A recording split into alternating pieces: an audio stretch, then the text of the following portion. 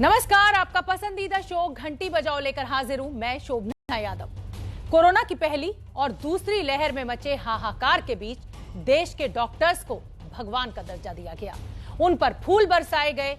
लेकिन कोरोना के कारण जिन डॉक्टर्स की जान चली गई, अब उनके परिवारों को मदद के लिए सिस्टम से लड़ना पड़ रहा है। सरकार ने कहा था कोविड के दौरान इलाज करने वाले डॉक्टर्स की मौत पर उनके परिवारों को 50 लाख का मुआवजा दिया जाएगा, लेकिन यह मुआवजा देने की शर्तें कुछ ऐसी थी कि बहुत से डॉक्टर इस योजना के दायरे से बाहर हो गए। अब उनके परिवार इस सवाल के साथ सरकारी दफ्तरों के चक्कर काट रहे हैं कि उन्हें मुआवजा मिलेगा या नहीं मिलेगा। क्या यह सरकार की जिम्मेदारी नहीं है कि वो कोरोना काल में जान गंवाने वाले सभी डॉक्टर्स के परिवारों की मदद करे? आखिर क्यों नियमों की आड़ में मुआवजे को लटकाने की कोशिश हो रही है? देखिए घंटी बजाओ की आज की ये कवर स्टोरी। फोन उठाइए, घंटी बजाइए 8422840000। जब देश कोरोना से लड़ रहा था, तब सबसे आगे वो डॉक्टर खड़े थे जिन पर लोगों की जान बचाने की जिम्मेदारी थी, बिना इस बात की परवाह किए कि दिन रात कोरोना मरीजों के बीच रहते हुए उनकी अपनी जान खतरे में पड़ सकती है।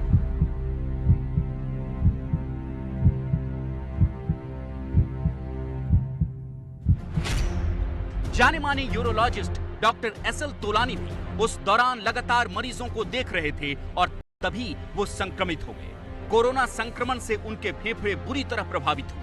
करीब 1 महीने तक आईसीयू में वो कोरोना से लड़ते रहे, लेकिन जीत नहीं पाए। डॉक्टर तोलानी अपने परिवार में अकेले कमाने वाले थे। सरकार ने ये वादा किया था कि कोरोना के कारण जिन डॉक्टरों की मौत होगी उन्हें 50 लाख रुपए की बीमा राशि दी जाएगी। इसीलिए डॉक्टर तोलानी का परिवार अब तक मुआवजे का इंतजार कर रहा है। जी जान लगा के सबकी सेवा कर रहे हैं और उनको भगवान का दर्जा दिया जाता है, तो क्या हमारी सरकार हम लोगों के परिवारों के लिए नहीं सोचेगी? एक जो family member, main member, earning member, वो घर से चला जाए। आज 1 साल हुआ है, हम लोगों ने क्लेम के लिए ट्राई भी किया, लेकिन कहीं से कोई रेस्पॉन्स नहीं आया। हमने अप्लाई किया था, बट हमें बस ये रीज़न आया है कि वो इनएलिजिबल पाए गए हैं, बट उसके बियॉन्ड कुछ क्लैरिफिकेशन उस पर नहीं था। एंड मतलब हमारी आईएमए से भी काफ़ी बात हुई है इस बारे में, private hospitals and nursing home society से भी हुई है। तो हमें पता चला है कि और भी ऐसे प्राइवेट डॉक्टर्स हैं, स्पेशली प्राइवेट वाले ही, जिनको अभी तक ये क्लेम नहीं मिला है। परिवार का सवाल है कि क्या प्राइवेट डॉक्टरों को कोरोना वॉरियर नहीं माना जाएगा? इसी परेशानी का सामना डॉक्टर विजेंद्र का परिवार भी कर रहा है। अपना नर्सिंग होम चलाने वाले डॉक्टर विजेंद्र अप्रैल में कोरोना संक्रमित हुए। उन्हें वेंटिलेटर सपोर्ट देने की जरूरत पड़ी तो कोविड डेडिकेटेड अस्पताल में उन्हें भर्ती कराया गया, जहां 2 दिन बाद ही उनकी मौत हो गई। परिवार को जब सरकार की योजना का पता चला तो उन्होंने इसके लिए अप्लाई करने की कोशिश की, पर कई सरकारी दफ्तरों के चक्कर लगाने के बाद उन्हें निराशा ही हाथ लगी। मुआवजे को लेकर सरकारी दफ्तरों के चक्कर काटने को मजबूर हैं। चिकित्सा विभाग के दफ्तर पहुंचे भानु को कह दिया गया कि उनके पिता इस मुआवजे के नियम में नहीं आते।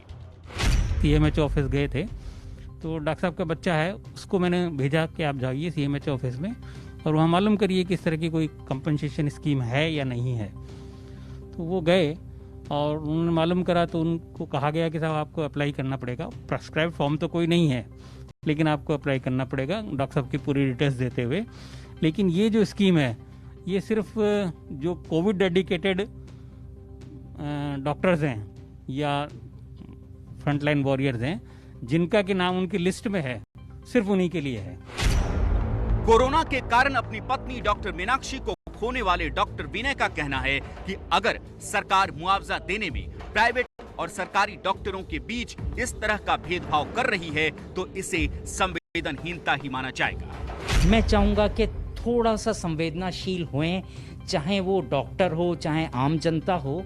ये कोरोना जो है बहुत ही घातक है, ये इसने मेरी फैमिली को तो लगभग पूरा बर्बाद कर दिया है। सवाल है कि सरकार के ऐलान के बाद भी डॉक्टरों के परिवारों को मुआवजे के लिए इन मुश्किलों का सामना क्यों करना पड़ रहा है? राजस्थान में प्राइवेट नर्सिंग होम सोसाइटी के सचिव डॉक्टर विजय कपूर के मुताबिक इसकी वजह मुआवजे की शर्तों को लेकर फैला कंफ्यूजन है। इसमें कंफ्यूजन या कंट्रोवर्सी जो है वो ये है कि this compensation is applicable to government doctors और प्राइवेट डॉक्टर्स। नंबर 1, एक तो ये कंफ्यूजन है। दूसरा कंफ्यूजन है कि डॉक्टर की डेथ ऑन ड्यूटी हुई या ऑफ ड्यूटी हुई, दूसरा कंट्रोवर्सी ये है। और तीसरी कंट्रोवर्सी है कि कॉज ऑफ डेथ कोविड था या कोई दूसरा कॉज था। डॉक्टरों के परिवारों को मुआवजा देने के नियमों पर इस दुविधा को दूर करने के लिए हमने जयपुर के चीफ मेडिकल हेल्थ ऑफिसर से सीधा सवाल किया कि क्या ये नियम सिर्फ सरकारी डॉक्टरों के लिए है। जो भी चिकित्सक चाहे प्राइवेट का हो चाहे मेडिकल का हो, कोरोना काल में कोरोना मरीज जो देखते हुए संक्रमित हुआ है और संक्रमित होने के बाद उसकी डेथ होती है, उन सभी को योजना फायदा दिया जा रहा है। अगर ऐसा है तो फिर जयपुर में इन डॉक्टरों के परिवारों को मुआवजा क्यों नहीं दिया जा रहा है? और ये सवाल सिर्फ जयपुर या राजस्थान का नहीं, कई राज्यों में इस तरह की शिकायत सामने आ चुकी है। आईएमए के मुताबिक कोरोना की पहली और दूसरी लहर में 1532 डॉक्टरों की मौत हो चुकी है, लेकिन उनमें से अब तक मुश्किल से 25% परिवारों को ही 50 लाख के बीमा का लाभ मिल पाया है। क्या इसकी वजह नियमों का झोल है या फिर सरकारी फाइलों की सुस्त रफ्तार? कारण कुछ भी हो, लेकिन इसका समाधान तुरंत किया जाना चाहिए, क्योंकि डॉक्टरों ने पिछले 1.5 साल में दिन रात एक करके कोरोना से सीधी जंग लड़ी है। अगर वो भी सरकारी लाल फीताशाही का शिकार बनेंगे तो फिर आगे की लड़ाई का हौसला कैसे मिलेगा?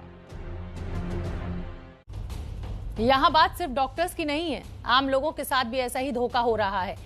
राजस्थान में कोरोना काल में गरीबों के मुफ्त इलाज के लिए चिरंजीवी स्वास्थ्य बीमा योजना शुरू की गई थी, लेकिन जब मरीज इस योजना के तहत इलाज के लिए निजी अस्पतालों में पहुंचे तो उन्हें या तो लौटा दिया गया या फिर उनसे इलाज का पूरा खर्चा उठाने के लिए कहा गया। हमारी ये रिपोर्ट देखिए।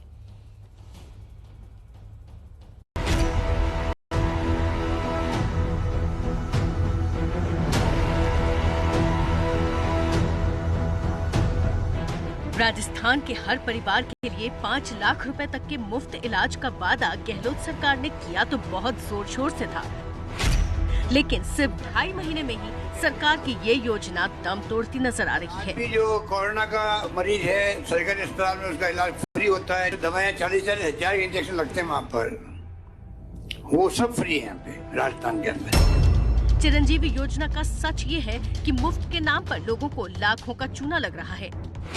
जयपुर का ये वो निजी अस्पताल है जो सरकारी सूची में चिरंजीवी योजना का लाभ देने वाले अस्पतालों में शामिल है। इसी वजह से जब नवीन की मां शांति देवी को कोरोना हुआ तो वो इलाज के लिए उन्हें इस अस्पताल में ले गए। उन्होंने अस्पताल से चिरंजीवी योजना के तहत इलाज करने के लिए कहा, लेकिन अस्पताल ने साफ मना कर दिया। उस वक्त तुरंत इलाज जरूरी था, इसीलिए नवीन ने अपनी जेब से 1.5 लाख रुपए खर्च कर मां का इलाज कराया। हालांकि वो उन्हें बचा नहीं पाए, लेकिन अब नवीन ने अस्पताल के खिलाफ शिकायत की है। अस्पताल वाले को चिरंजीवी योजना के बारे में बता दिया था, लेकिन वह चिरंजीवी योजना के तहत हमको भर्ती करने को तैयार नहीं था और ऑक्सीजन लगाना पेशेंट को बहुत जरूरी था, इसलिए हमने तुरंत प्रभाव से उसी अस्पताल में माताजी को एडमिट करा दिया। नवीन की शिकायत की पड़ताल के लिए हमने उस अस्पताल से भी संपर्क किया जिसने चिरंजीवी योजना का लाभ देने से मना किया। हमने पूछा कि जब सरकारी सूची में अस्पताल का नाम है तो फिर इलाज से इनकार कैसे कर सकते हैं। उस समय हमारे हॉस्पिटल में चिरंजीवी योजना से हम संबद्ध नहीं हुए थे और हमारा MOU साइन नहीं हुआ था। हमने एडमिशन से पहले हर जने को ये बताया था कि हम चिरंजीवी योजना से अभी संबद्ध नहीं हुए हैं और अगर आपको इसका योजना का लाभ उठाना है तो किसी और अन्यत्र अस्पताल में जा सकते हैं। और ये केवल एक अकेला उदाहरण नहीं है, बल्कि राज्य भर में ऐसे कई अस्पताल हैं जो कि चिरंजीवी योजना के तहत अब तक पंजीकृत नहीं है, लेकिन लोगों को ये कहा गया कि ये अस्पताल चिरंजीवी योजना में है और इसके तहत वो अपना मुफ्त इलाज करवा सकते हैं। जयपुर के अलावा जोधपुर, उदयपुर, बीकानेर, कोटा, ये तमाम वो जिले हैं जहां से सैकड़ों की तादाद में शिकायतें लगातार CMHO ऑफिस को मिल रही हैं। अगर इन शिकायतों की कुल संख्या की बात की जाए तो तकरीबन पूरे प्रदेश में 5000 से ज्यादा शिकायतें अब तक चिरंजीवी योजना को लेकर आ चुकी हैं। जोधपुर के वसुंधरा अस्पताल के खिलाफ भी ऐसी ही शिकायत मिली है। मनोहर बिश्नोई की पत्नी को सांस लेने में तकलीफ हुई तो वो पहले उन्हें सरकारी अस्पताल ले गए, लेकिन वहाँ बेड नहीं मिलने पर वो उन्हें निजी अस्पताल ले गए। मनोहर बिश्नोई ने चिरंजीवी योजना में रजिस्ट्रेशन करा रखा था, लेकिन अस्पताल ने कह दिया कि उनके यहाँ ये योजना अभी लागू नहीं है, इसीलिए इलाज के लिए पैसे जमा कराने होंगे। मनोहर बिश्नोई से अस्पताल ने 2.5 लाख रुपए से ज्यादा वसूले। मेरी पत्नी की तबीयत 7 तारीख को खराब हो गई। वसुंधरा हॉस्पिटल में रात को 11 बजे हमको एडमिट कर लिया गया। तो दूसरे दिन सुबह देखा तो नीचे बोर्ड लगे हुए थे चिरंजीवी योजना के। तो हमने उनसे बोला भाई हमको ये लाभ दिया जाए, हमारा इलाज, हम गरीब आदमी इधर उधर करके पैसे लाए, इतने पैसे हमारे पास है नहीं। तो उन्होंने बोला हमारे पास ये सुविधा है नहीं, आपको इलाज हमारी या तो फोकट पैसे देके करवाना पड़ेगा, अन्यथा आप कहीं दूसरी जगह जा सकते हो। जोधपुर के कई निजी अस्पतालों ने अपने यहाँ आने वाले मरीजों को चिरंजीवी योजना का फायदा देने से इनकार कर दिया।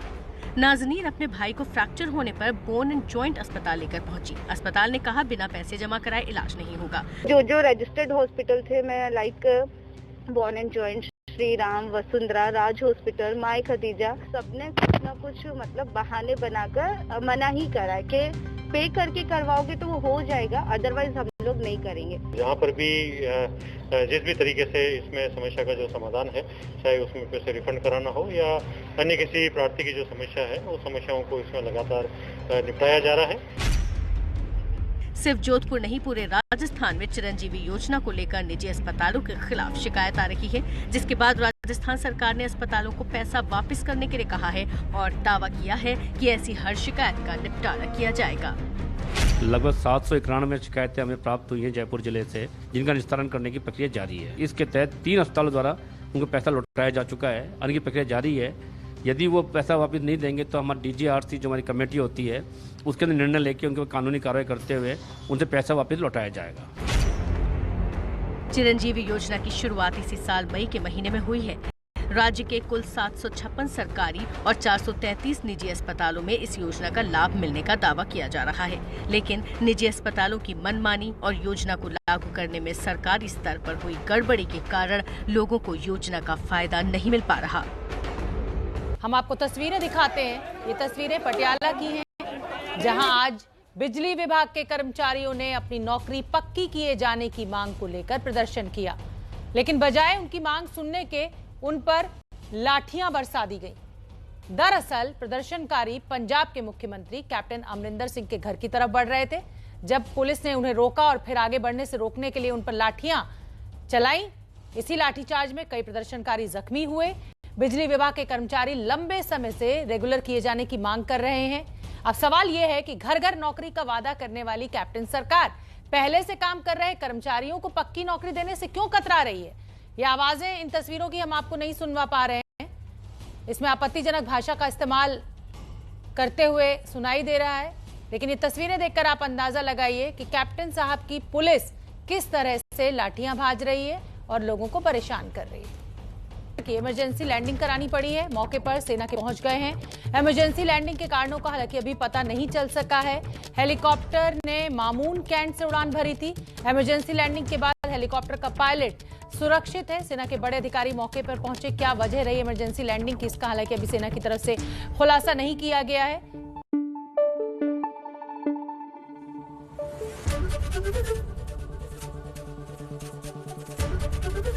ABP न्यूज आपको रखे आगे।